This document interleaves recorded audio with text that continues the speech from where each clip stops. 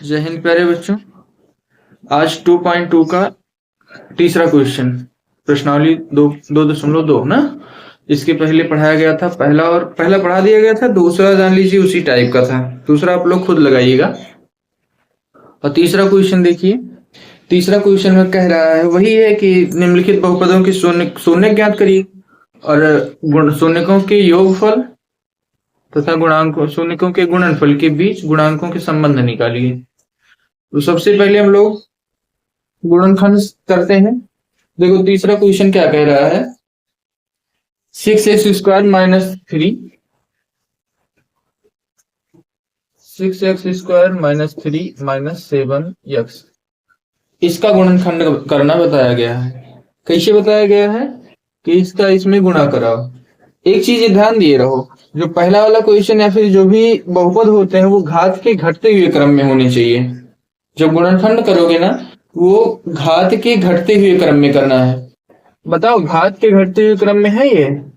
यहाँ घात x की 2 है, यहाँ x की घात कितनी है 0 है, यहाँ कुछ नहीं है, x की घात मतलब 0 है, यहाँ घात 1 है, 2 0 1 2 0 1 बताओ है 2 0 1 2 0 1 इसके घात के घटते हुए क्रम में है नहीं है, 2 0 1 घात के घटते हुए क्रम में नहीं है। क्या है 2 1 0 ऐसे बनाना है। पहले घात क्या होनी चाहिए 2, फिर घात होनी चाहिए 1, तब घात क्या होनी चाहिए 2 होनी चाहिए, 0 होनी चाहिए। और यहाँ पे उल्टा है तो सबसे पहले इसको सेट करो सही से। इसको करो कि क्या आएगा 6x² माइनस 7x माइनस 3। और एक चीज ऐसे भी कर सकते हो, मानक रूप क्या बताया गया द्विघाती बहुपद का ax² plus bx plus c, ये बताया गया ना।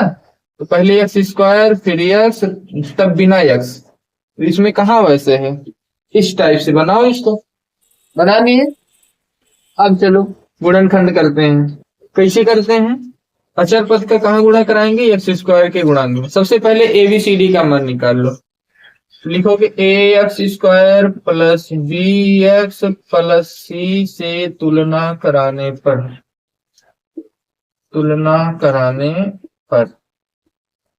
a बराबर क्या है 6, यही तो x² गुणांक a, x² गुणांक 6 मतलब a बराबर 6, x का गुणांक -7, x गुणांक b तो b बराबर -7 और c बराबर क्या हो जाएगा -3।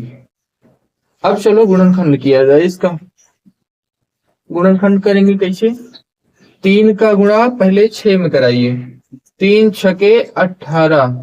अब 2 मिला गुणा कराओ, गुणा करने पर 18 आए और घटाने पर 7 आना चाहिए। देखो 6x² माइनस 7x माइनस 3 का गुणनखंड कर रहे हो तो 6 3 18, दो संख्याओं का गुणा कराओ, गुणा करने पर 18 आए।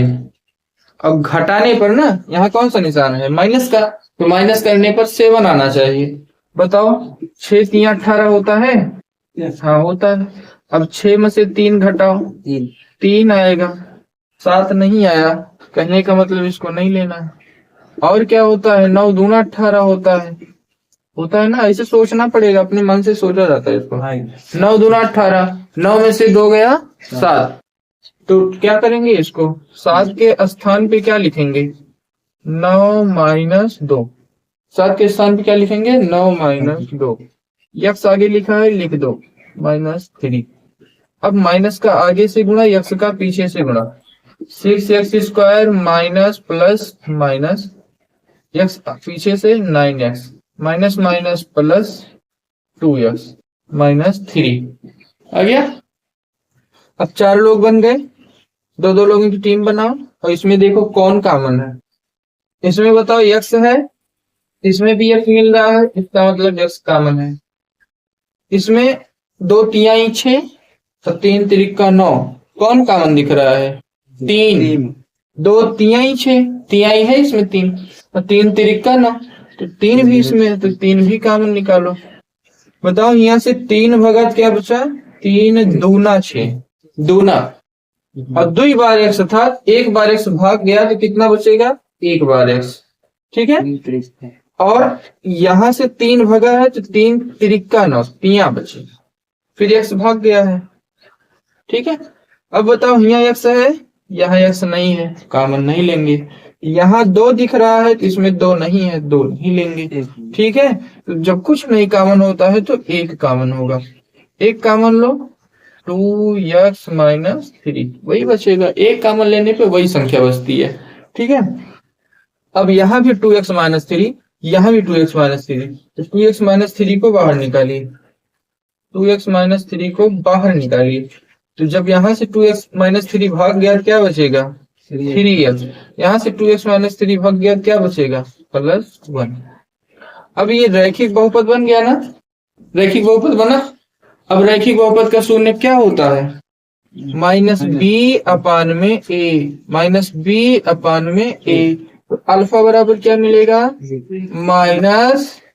-b होता है ना, -b, तो -3 अपान में a, ये माने 2, क्या बचा, माइनस माइनस प्लस 3/2।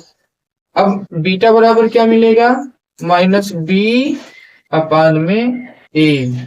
ठीक है, ये अल्फा बराबर इतना मिला, बीटा बराबर इतना मिल गया। अब क्या करोगे बताओ, शून्यकों का योगफल तथा शून्यकों के गुणनफल के बीच संबंध निकालोगे। तो शून्यकों का योगफल पहले निकालो, शून्यकों का योगफल, अल्फा प्लस बीटा बराबर हम लोग क्या पढ़े हैं, -b/a।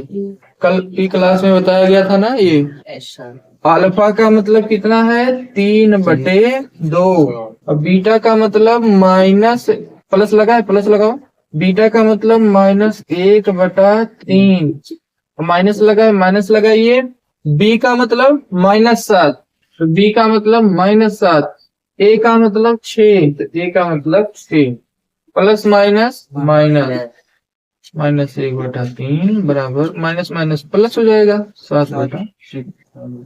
चलो इसको सॉल्व करो, 3 दूना 6, 3 त्रिका 9, 2 इक्की 2, माइनस में 7/6, 9 में से 2 गया 7, बटे 6 लगा दो, 7/6।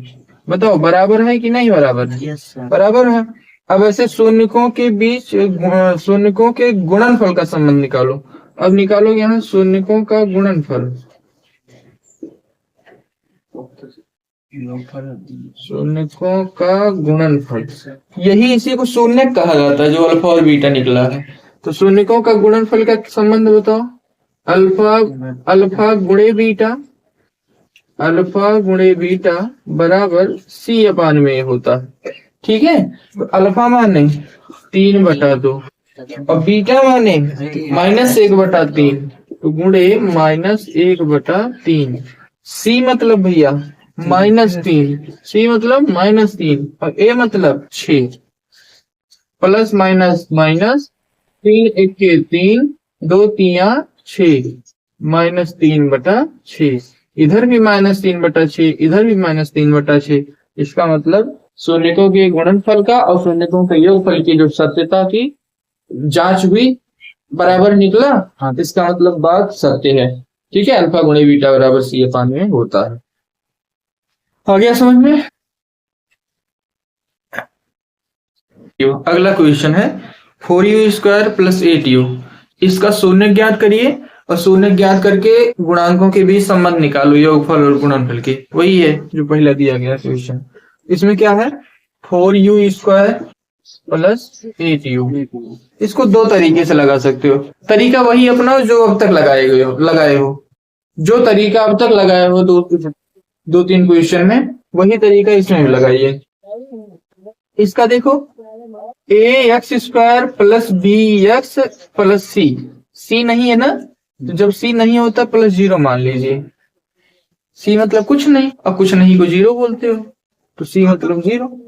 अब देखिए तुलना कराओ पहले, au² + bu + c से तुलना कराइए। वहां x था तो यहाँ x कर देते, यहाँ u² है तो यहाँ u करेंगे। ठीक है, इसमें चर क्या है, u है, तो इसमें भी चर u रखेंगे। वहां चर x² था तो यहाँ x² रखते थे। अब देखिए कंपेयर कराओ, ए बराबर क्या मिलेगा 4, बी बराबर 8 और सी बराबर 0। चलो अब गुणनखंड करिए, 4u² प्लस 8u प्लस 0 का गुणनखंड करिए, इसका गुणा कराओ, 4 जोड़ियम 0, इसका गुणा कराओगे 4 जोड़ियम 0। दो संख्याओं का गुणा कराइए, गुणा करने पर 0 आए और जोड़ने पर 8 आना चाहिए। दो संख्याओं का गुणा कराओ और गुणा करने पर 0 आए, जोड़ने पर 8 आए, बताइए 8 जीरोहियम 0, 8 जीरोहियम 0। और 8 और 0 को अगर हम जोड़ेंगे तो क्या होगा 8 आएगा ही नहीं, तो इसका मतलब 8 की जगह पे क्या लिखना है 8 plus 0, 4u² plus 8 plus 0, u plus 0, plus का आगे से u का पीछे से, 4u² plus 8u plus plus plus 0u plus 0 आया। अब देखिए क्या कॉमन है, यहाँ क्या कॉमन है भैया, u कॉमन है, 4 भी कॉमन है, 4u कॉमन है, क्या कॉमन है 4u कॉमन है।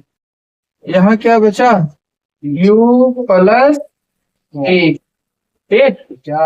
4 नहीं, 4 दूना 8, 4 कॉमन लिए हो, ठीक है, 4 दूना 2 बचेगा।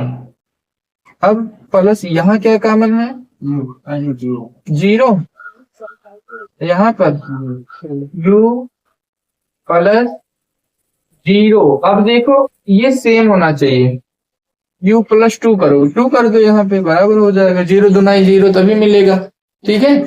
अब देखो u प्लस 2 इसमें भी, u प्लस 2 इसमें भी, बाहर निकालो। ऐसे भी एक आसान तरीका भी हमें बता देते हैं, u प्लस 2 और 4u प्लस 0, ऐसे भी हो सकता है। ये हो गया u प्लस 2 कॉमन हो गया, 4u प्लस 0 बचा, ये लिख देंगे। अब देखो ये रैखिक बहुपद है, ये भी रैखिक बहुपद, रैखिक बहुपद का शून्य यहाँ से क्या मिल जाएगा आपको, अल्फा बराबर -2 बटा माइनस बी अपान में होता है -2 बटा 1, ठीक है। और बीटा बराबर 0 बटे में 4, और 0 बटे में 4 मतलब 0, ठीक है। अब देखो शून्यकों का योगफल तथा शून्यकों का गुणनफल का भी संबंध निकालो। शून्यकों का योगफल क्या है,